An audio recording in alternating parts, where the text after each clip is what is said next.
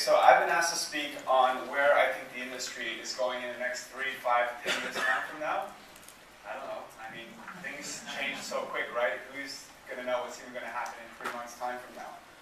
I mean, this is supposed to be 2009, right? Flying cars, monkeys for some reason. I don't quite get that. So I thought of instead of getting too far ahead of ourselves, why don't we start talking about what's happening today? Because things are changing quite quickly today. And at least if you're prepared for today, you don't end up looking like this when tomorrow comes. I know some of you might recognize yourselves in this photo when you see a lot of the stuff that happens online now. I'm very much a backpacker at heart. This is what my last 6 months has looked like, although my backpack now has wheels on it, so I don't know if that is still considered backpacking. I've been able to travel all across North America and in Europe, and specifically looking at how social media impacts travel. So really kind of cut through all this fluff and really see where the dollars are coming in from. I've been able to go to a whole bunch of conferences.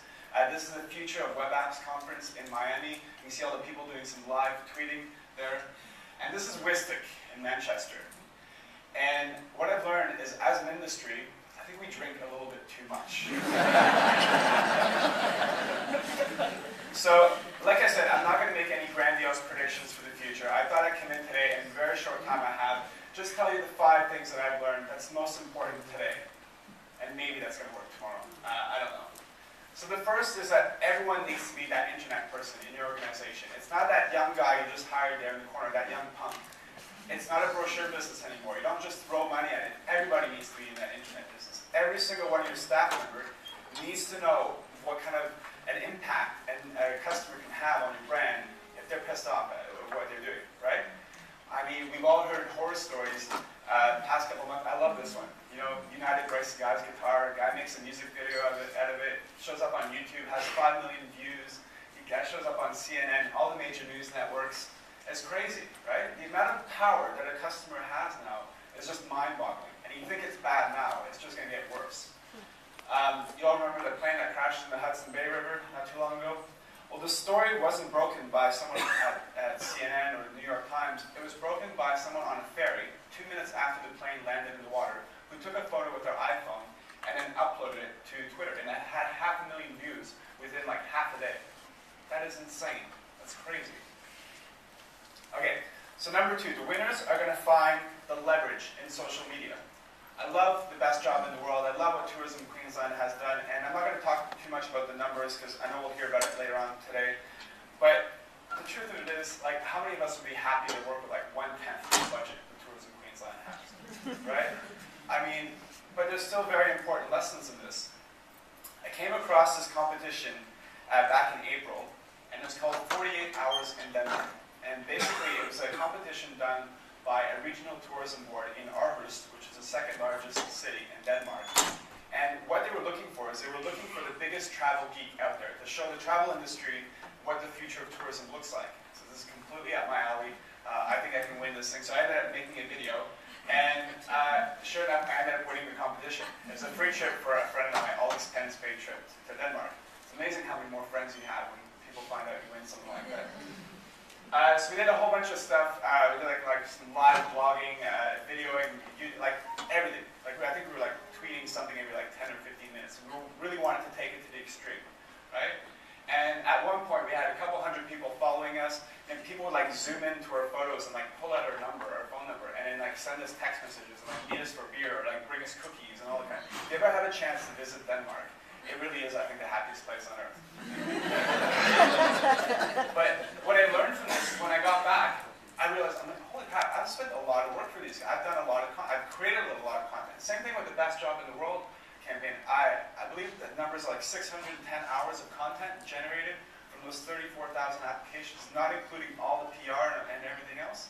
That's just mind-boggling. So with this competition, I estimate that I probably spent about 40 hours beforehand, and 48 hours during, obviously, and about 10 hours after, right? And there's not just me, there's probably 10 other people who put just as much work into creating content and creating something for this competition. And the point of this wasn't to promote Denmark as a destination, it was a research project, but ultimately we ended up promoting Denmark. This is a poster campaign that we're doing at Global Gossip next week, so you're getting a first look at it.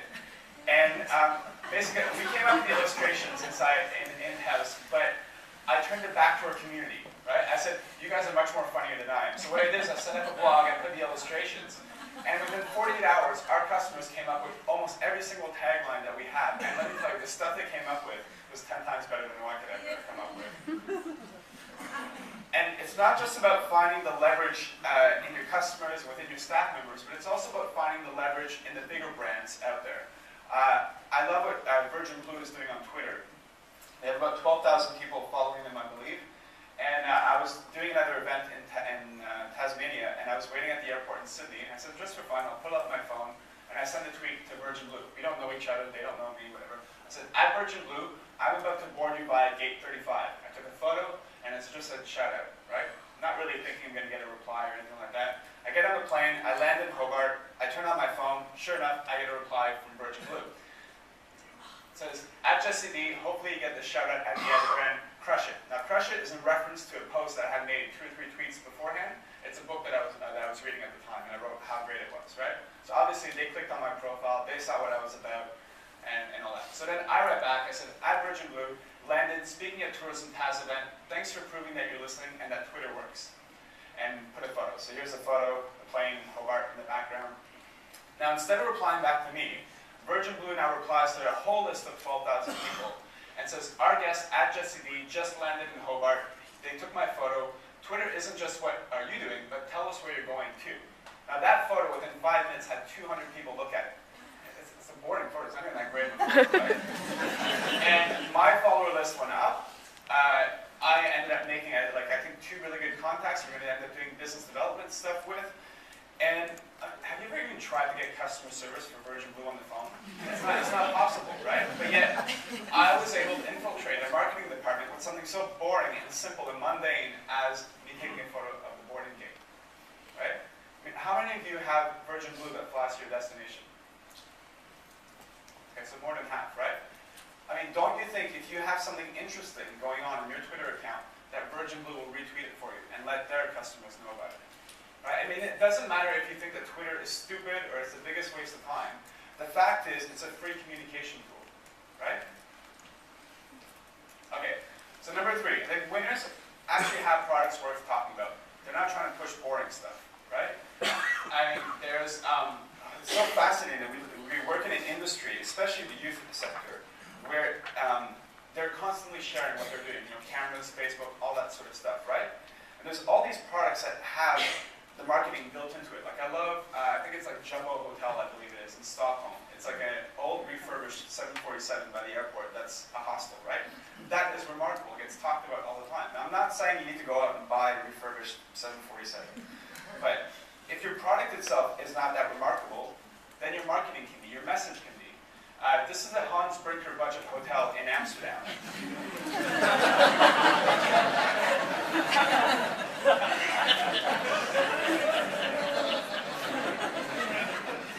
They also have another campaign saying that the world's first accidentally eco-friendly hotel. You can use the eco elevator, which is essentially the stairs and the power of your own feet.